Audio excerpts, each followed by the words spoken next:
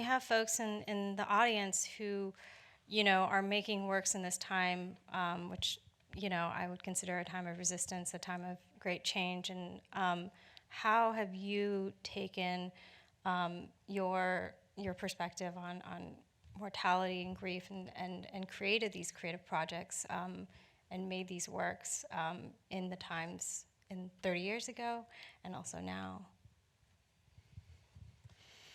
Well, I guess for me, it's a way to make sense of something that doesn't necessarily make sense to me, be it the murder of Harvey Milk or my friends dying of AIDS or the fact that we all die. So it's cathartic in a way to be able to dive deep into a subject and try and make sense of it in a way that you can present your experience or someone else's experience of that issue. I think that's the most simple, reductionistic explanation I can give. It's the thing that we all experience.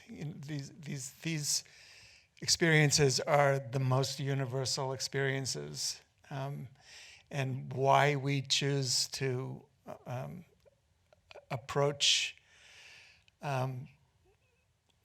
what feel like dark and forbidding subjects, I can't tell you.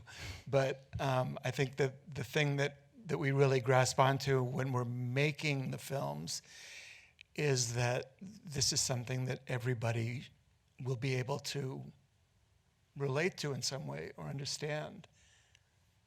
Well, I totally agree with both you guys. I think we're all in this together, right? And like today, we're all immigrants. I bet there's not a single person here whose family didn't immigrate here. We are all connected, whether we like it or not. We're all connected. And films like this remind you that we're all connected. And I think it's important, especially in this era when it just seems to be blowing apart. Remember the 60s, we never, I can remember thinking there could never be anybody worse than Nixon. And now he looks like, he started the EPA, for Christ's sake. He's looks like a lefty. So I think these things are useful insofar as they remind people that there is a connection, which, again, getting back to the quilt, quilts are connected. They're all sewn together, and so it's sort of comes full circle there. When I came out to Hollywood, I was a kid. I was a callow kid, and all I was interested in at the time was sex, drugs, and rock and roll, and wanting to get my name in the paper and wanting to go to the best parties. And then when the AIDS crisis hit, and my doctor said to me, thought I had AIDS, and what I really had was a lactose intolerance that Shirley MacLaine figured out. And